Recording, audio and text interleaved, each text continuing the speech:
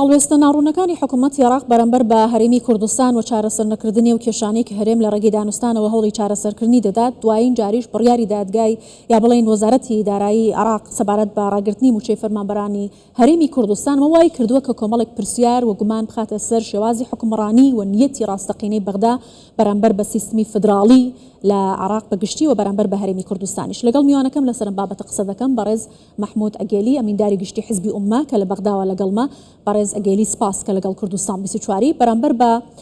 ڕاگەندراو یا بڵین بڕیارەکەی وەزارەتی دارایی عێراق حزبی ئومما ڕاگەندراوێکی بڵاو کردوتەوە، ئاماژە بۆ دەکات کە هاوڵاتیانی پارێزگاکانی عێراق لە بەسرا لە ئەمبار و شوێنەکانی دیکە یەکسانن لەگەڵ هاوڵاتیان لە هەرێمی کوردستان و لە پارێزگاکانی هەرێمی کوردستان. پێتان وایە ئەم نابەرامبەریە بۆچی بەرامبەر بە هەرێمی کوردستان دەکرێت؟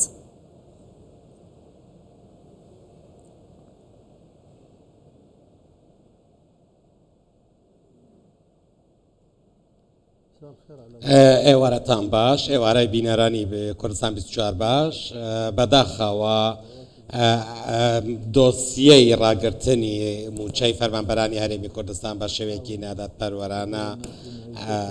کە ژیانی زۆربەی خەڵکی لەسەر ئێمە دەزانین کە لە عێراق هەمیشە کێشە خەڵاس نابێت، کۆتایی نایێت و ژیانی ئەو خەڵکە لەسەر موچەیە زیاتر. لە وەزارەتی دارایی و بیستمان کە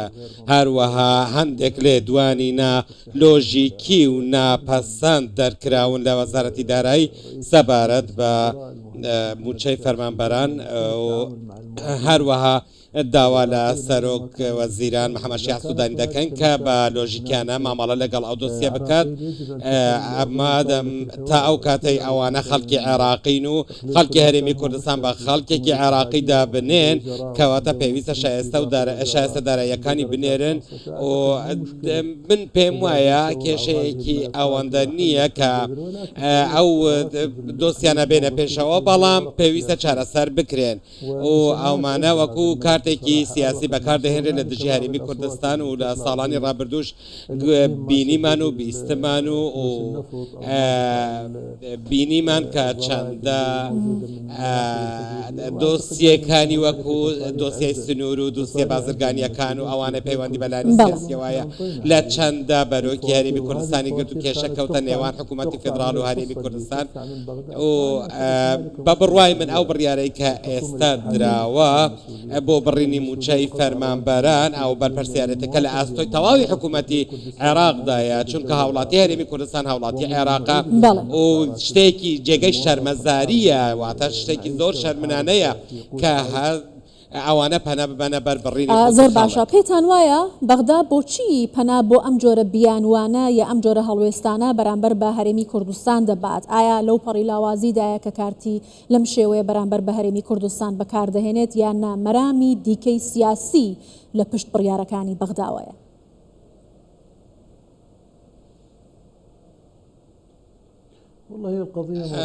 دۆسیەکە زۆر تێکەڵە ئاڵۆزە، ئەتوانم بڵێم هەندێک ڕەهەندی دەرەکیەیە و ناوخۆیش هەیە و پێویستە دەسوەردان هەبێت ئەوانەی دەستی خێریان هەیە چ لە ئاستی نێودەوڵەتی خۆت لەسەر ئاستی ناوخۆی پێویستە دەستوەردان لەو کاروبارە بکات، لەو کارەدا بکات، چونکە ئەمە پەیوەندی بە ژیانی هاوڵاتیانی عێراق قەوە هەیە.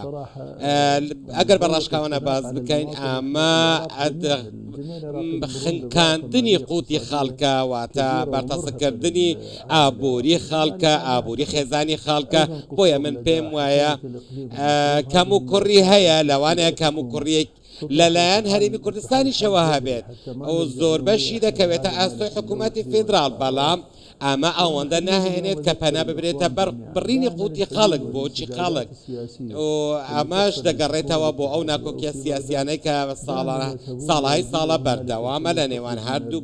حکوومەتەکە دەوتا ئێستا چارەسەر دەکراون. چەندین جاریش جەنابی بەڕێز مەسعود بارزانی، سەرۆک مەسعود بارزانی دەست پێشخەری کردووە بۆ چارەسەرکردنی کێشەکان و کێشەکان بە تەواوی چارەسەر کراون بەڵام کورد و پڕ دەبینین جارێکی دیکە سەر لە نوێ دۆسیەیەکی دیکە دەهێنە پێشەوە بۆ ئەوەی کێشەیەکی نوێ بخڵقێنن بە بڕوای من لێکتێنەگەیشتنێک لە نێوان هەردوو حکوومەتەکانی ئێستا و ڕابردوو واتە من بەستم حکوومەتەکانی فیدراڵە نەک حکوومەتی هەرێم واتە حکوومەتی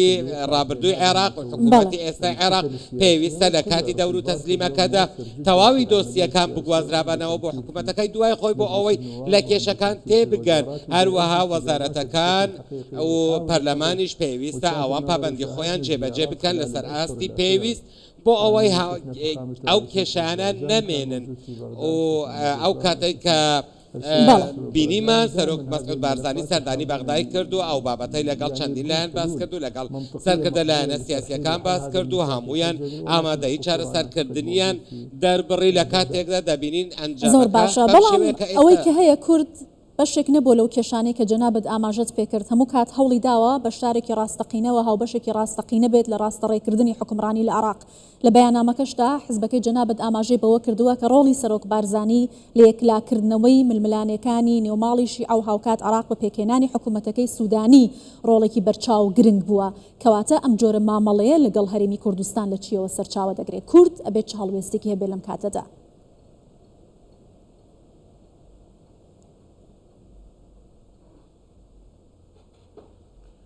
من پێم وایە کورد پێویستە لە سەرەتاکان کە بینیمان کە کاریگەری چەندیان هەبوو لە ڕوخاندنی ڕژێمی دکتاتۆری و چەسپاندنی سیستەمی دیموکراتی و ئەزمموی کوردستانیش دەبێنین کە تا چەندە کاریگەری لە سەرکەوتنی سەرخستنی ئەزمموی عێراقیش هەیە ئەمە گرنگ بووە بۆ هەموو گەلی عێراق و پێویستە ڕێز لەو شەراکەتە بگیرێت لە بەغدا پێویستە ڕێز لەو قوربانیدانە بگیرێت کە هەرێمی کوردستان داویەتی و هەموو هەوڵەکان بخرێنە گەڕ بۆ چارەسەرکردنی کێشەکان لە کۆتاییدا دەبینین هەر کێشەیەک سەر هەڵ بدات هاوڵاتی هەرێمی کوردستان دەبێتە قوربانی واتە من لە نزیکەوە خەڵکی هەرێمی کوردستان دەناسم و کە دەزانم کە بڕینی موچەکەیان چەندە کاریگەری لەسەر ژیانی ئەوان هەیە و پێویستە بەرپرسیارەتی زۆر هەڵبگرێت هاوڵاتی کوردستان بۆیە من پێم وایە پێویستە لە پێکێنانی حکوومەتی داهاتوودا و هەڵبژاردننی داهاتووی عێراقدا پێویستە ئەمە وەکو کارتێک بەکاربهێنێت کە شەراکەتێکی ڕاستەقینە لە نێوان هەرێمی کوردستان و حکوومەتی فیدراڵدا هەبێت بۆ ئەوەی بە خۆی جێبەجێ بکرێت و دەستەبەری مافەکانی هەموو پێکاتەکان و هەموو هاوڵاتیەکانی نەک تەنها هەرێمی کوردستان بکرێت و چیتر هاوڵاتی لە هەرێمی کوردستان نەبێتە قوربانی ململانەی سیاسیەکانی ناوخۆیی و دەتوانم بڵێم دەرەکیش لێکەوتەی زۆری دەبێت زۆر باشە بەڕێز ئەگەلێمەوە باس لە کاریگەریەکانی پارتی لەسەر پرۆسەی سیاسی عێراق بکەم وەکو هێزی یەکەم لە هەرێمی کوردستان و هێزێکی کاریگەر لە عێراق ئەگەر پارتی بیاوێت کە هەڵوێست بەرامبەر بەم بڕیارانە وەربگرێت ئەتوانێت زۆر شت بگۆڕێت پێت وایە کاریگەری لەسەر کۆی پرۆسەی سیاسی عێراق چی دەبێت پارتی دموکراتی کوردستان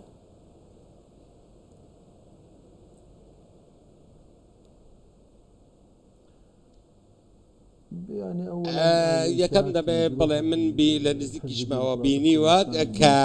پارتی دیموکراتی کوردستان هەمیشە پارسەنگی هێز بووە لە عێراق و تێکۆشان و بەرخودان و خەباتی مێژووی ئەو حەزبە لای هەموو کەسێک ئاشنایە و سەرکردایەتێکی بە بڕوای من خۆی وەکو هاوبەشێکی شەریکێکی ڕاستەقینە دەبینی لە پرۆسەی سیاسی عێراقدا بەڵام گۆڕانکاری سیاسەتەکان لەوانەیە تا ڕادەیە کاریگەری لەسەر بێت و هەمیشەش هاوبەشێکی ڕاستەقینە بووە لە هاوکاریکردنی پێکێنانی حکوومەتی عێراقیشدا پارتی دیموکراتی کوردستان جێبەجێی دیار بووە لە دەرهێنانی عێراق لە چەندین کێشەی گەورە لە مێژووشدا من پێم وایە لە شەڕی دژبە تیرۆر و شەڕی داعشدا بینیمان کە هەرێمی کوردستان بەگشتی و پارتی دیموکراتی کوردستان بە تایبەت چەندە ڕۆڵێکی گرنگیان هەبوو خۆ دەرکردنی بڕیاری باوەشکردنەوەی هەرێمی کوردستان بە ڕووی ئەو ئاوارانەی کە بەهۆی هێرشەکانی داعش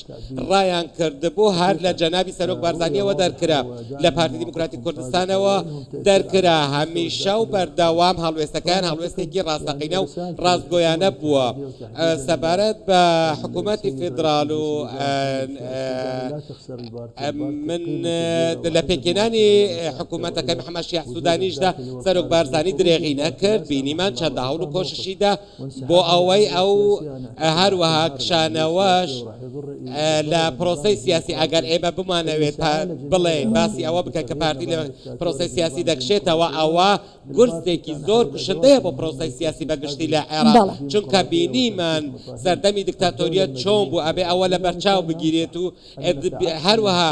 لەناو ئەو ژیانەشدا ژیان کە دیموکراتیەت هەبوو دەتوانین بەراوردێک لە نێوان ئەوانەدا بکەین بۆیە پێویستە کێشەکان بە شێوەیەکی لۆژیکیانە چارەسەر بکرێن لە نێوان هەردوولادا و چیتر ڕێگە نەدرێت دەستێکی دەرەکی یاری بە دیموکراتیەتی وڵاتەکەمان و سیاسەتی وڵاتەکەمان بکات ئەو هەروەها من دەتوانم بڵێم کە پارتی دیموکراتی زۆر باشە زۆر سپاس دەکەم بەڕێز محمود ئەگێلی ئەمینداری گشتی حزبی ئومەی عێراقی لە بەغداوە لەگەڵمان بووی زۆر سپاس.